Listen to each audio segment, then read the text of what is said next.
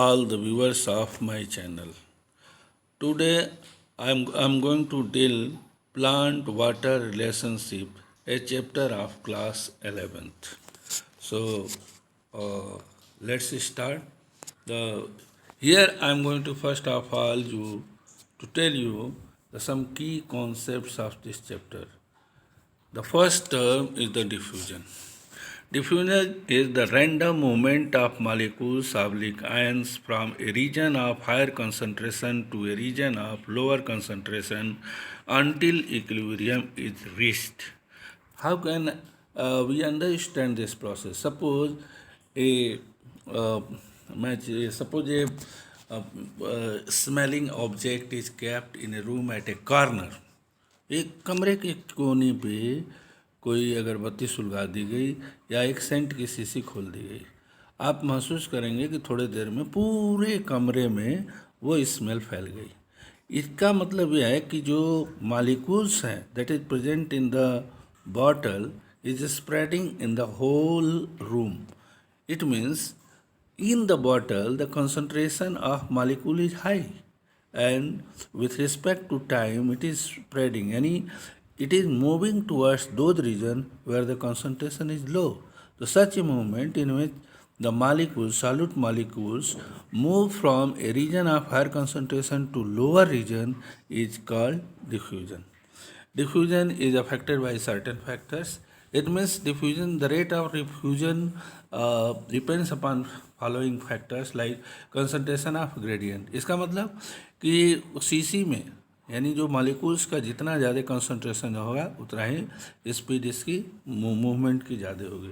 The second one temperature, with increase temperature diffusion rate increases. Pressure, that pressure is called diffusion pressure, and it depends upon the number of molecules. If number of molecules will be greater, then pressure will be greater, then the rate of diffusion will be greater. Now density also affect the rate of the diffusion.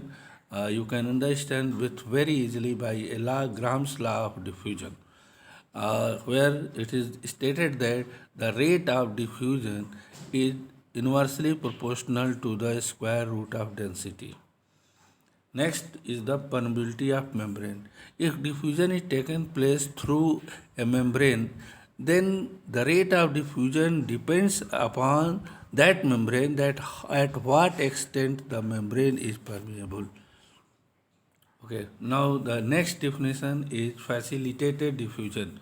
Movement of substances across the membrane with the help of protein without the expenditure of energy is called facilitated diffusion. This diffusion can be understood by taking 2 points in consideration. One, it is a simple diffusion, just like diffusion, no energy is used. It means no energy is required. But the second point that makes it different from diffusion, it is facilitated by a protein, and that protein is called porine. Some information related to facilitated diffusion like uniport, if the movement of molecules are unidirectional, if one molecule is moved from one region to another region, then it is called uniport. Uni means one, and symport, if the movement of molecule along with other, if two molecules are going with each other, अगर एक जा रहे हैं तो uniport, दो जा रहे हैं तो सिमपोर्ट, एक साथ जा रहे हैं। और एंटीपोर्ट, अगर अपोजिट डायरेक्शन में जा रहे हैं, जब वो A is going in one direction and B is going just opposite direction, and this phenomena can be understood with this figure. Here you can see the figure in the in the right hand side. You can show the figure in which uniport, symport, and antiport is shown. Now, some other terms like water potential. It is also an important definition. Free energy of water is called water potential. It means water has some extent of energy, and that amount of energy present in the fresh water in the water is called water potential. It is represented by psi. Water potential दो चीज़ों पर depend करता है, solute concentration and pressure. The first one is the solute concentration. It means greater the solute concentration, lower the water potential. Remember, here one thing you have to remember, the water potential of pure water is highest and that is 0. It means water potential cannot exceed 0. It may be in minus but not maybe more than 0. So if solute is added, then the water potential will decrease. And the pressure another factor. Next definition is the solute potential. As I told earlier, if we add some solute in a pure water, then the water potential will decrease. And the magnitude of water potential decreases by addition of the solute is called solute potential. यानी किसी solute को add करने से जितना water potential कम होगा वो solute potential कहा जाएगा. उसके बाद pressure potential. The hydrostatic pressure of A solution presented by Sai S, यानी इसका सिंबल है साई एस और सॉल्यूट पोटेंशियल का है साई एस और यहाँ पर साई पी होगा, साई एस लिखा है, ये साई पी होगा और तो ये प्रेशर पोटेंशियल हो गया. इसके बाद से है अनदर की कॉन्सेप्ट, यानी कुछ और टर्म्स है, इम्पोर्टेंट टर्म्स है, जैसे osmosis. Osmosis is a special kind of diffusion. इसको diffusion special kind of diffusion क्यों कहा जाता है?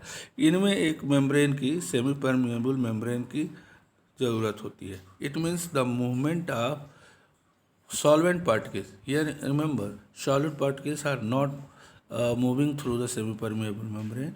Solvent particles will move from a region of higher concentration of solvent to a lower concentration of solvent. If we are here, one thing you have to notice, solvent particles will moving from higher concentration to lower concentration of solvent. But if we consider in terms of the solution, concentration of solution, then we will define the movement of water molecule from a region of lower concentration to higher concentration. इसका क्या मतलब है? Lower concentration जहाँ होगा वहाँ solute कम होंगे, solvent ज़्यादा होंगे. जहाँ हायर कंसंट्रेशन होगा उधर सॉल्यूट ज़्यादा होंगे, सॉल्वेंट कम होंगे. तो सॉल्वेंट तो हायर टू लोअर ही मूव होंगे. Okay, now the rate of osmosis depend upon the pressure gradient.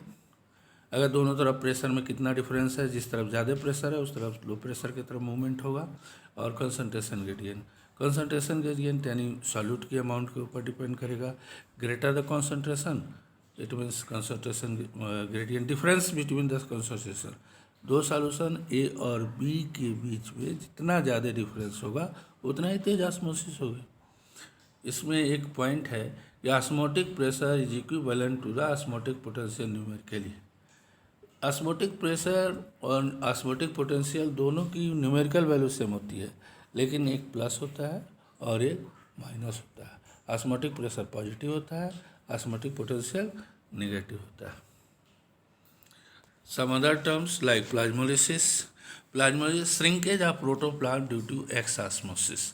इसका मतलब है कि अगर हम किसी, जैसे ग्रेप्स है, ग्रेप्स को अगर हम किसी हायर कंसंट्रेशन ऑफ सॉल्यूशन, जिसको हम लोग हाइपरटोनिक बोलते हैं, किसी हाइपरटोनिक सॉल्यूशन के अंदर रखते हैं तो थोड़ी देर बाद जो ग्रेप्स होगा इट विल श्रिंक. क्यों होगा? क्योंकि जो ग्रेप्स होंगे उसमें से वाटर बाहर की तरफ मूव होंगे and movement of water outside is called x osmosis.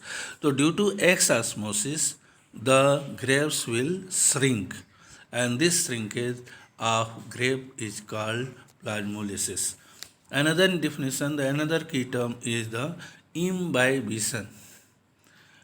Before going to discuss the definition, I would like to draw your kind attention towards an phenomena. आप बरसात में आप देखेंगे कि किसी प्रोटीनेशियस सीड को, जैसे चना है, मटर है, अगर आप उसको पानी में डाल दीजिए तो कुछ देर बाद वो स्वेल कर जाएंगे. लेकिन यहाँ ऑस्मोसिस और डिफ्यूजन नहीं होता है. एक्चुअली इसमें एक अलग फेनोमेनन होती है.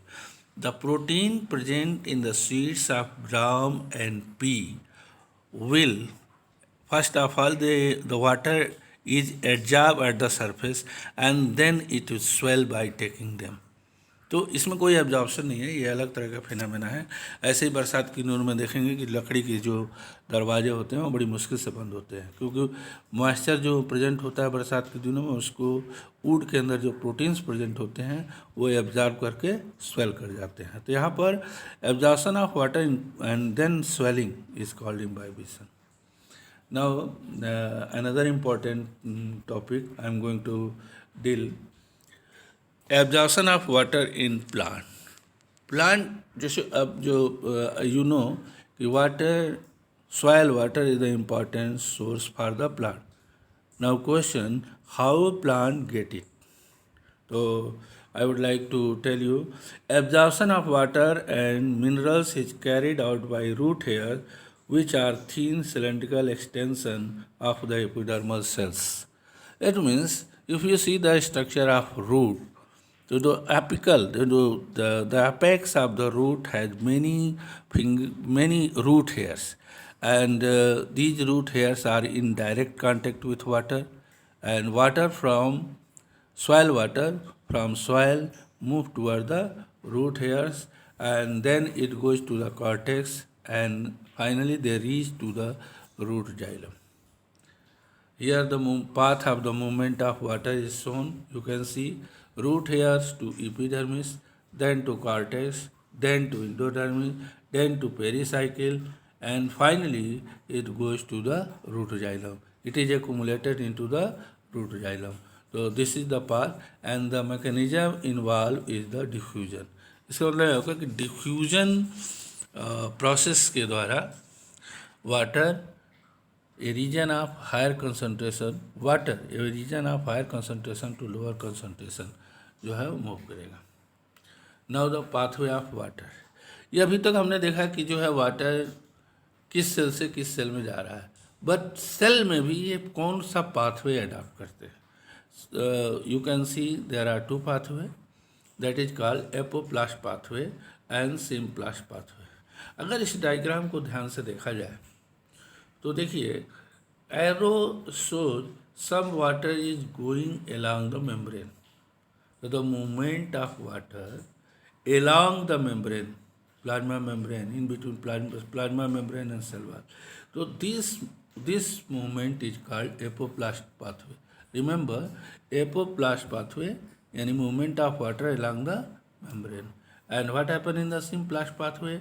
The water directly enters into the cytoplasm and protoplasm, and from protoplasm it goes to another protoplasm.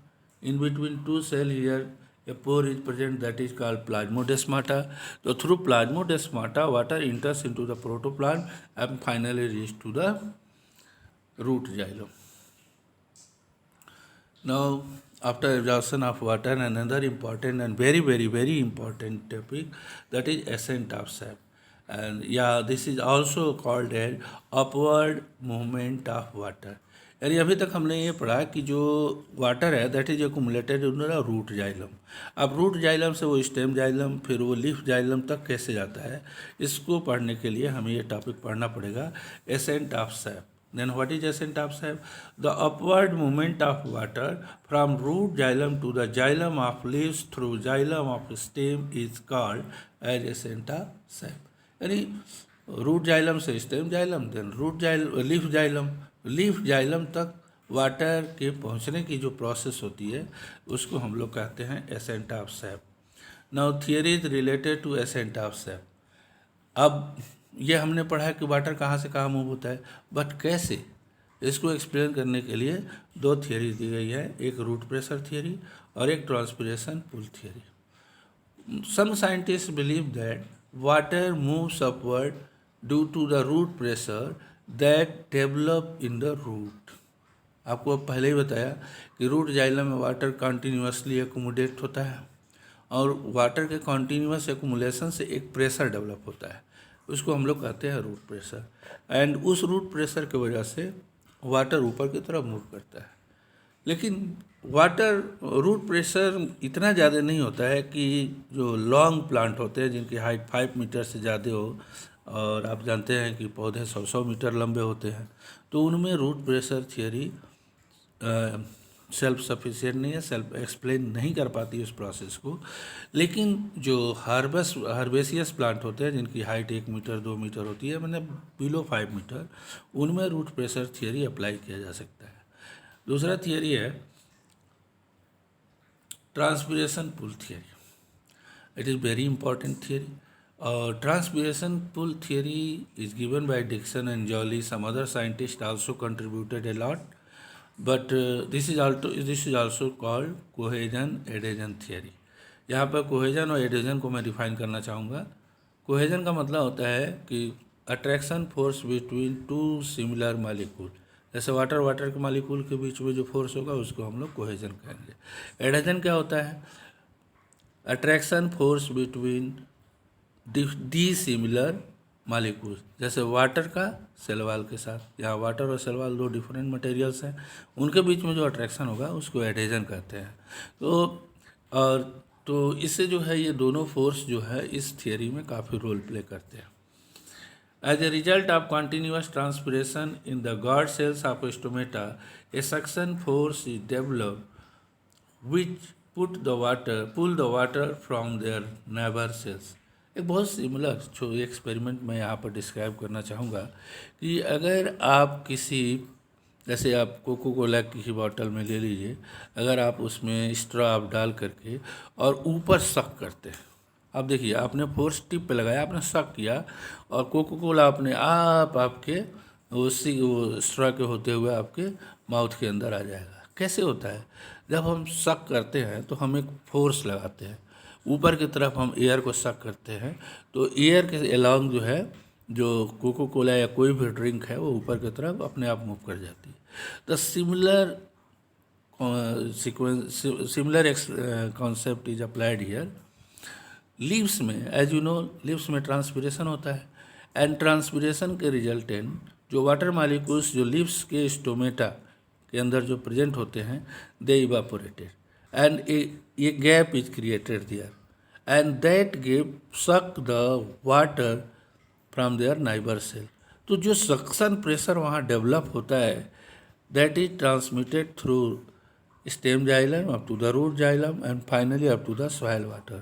तो इस तरीके से जो ट्रांसपिरेशन के द्वारा जो एक सक्शन प्रेशर या ट्रांसपिरेशन पुल जो लीव्स में डेवलप होता है, that is responsible for the upward movement of water.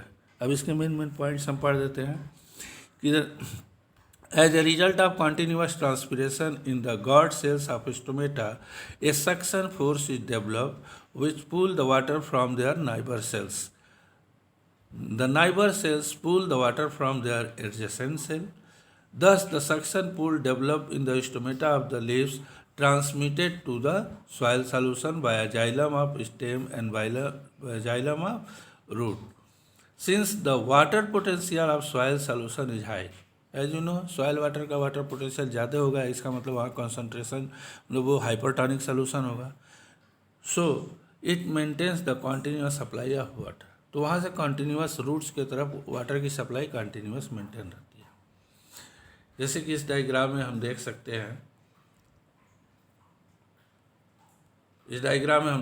हैं, कि ऊपर ट्रांसपिरेशन हो रहा है जिससे वाटर लॉस हो रहा है, और यहाँ से जो एक ट्रांसपिरेशन पुल डेवलप हो रहा है वो लीफ जाइलम्स होते हुए स्टेम जाइलम और फाइनली रूट जाइलम तक पहुँच रहा है.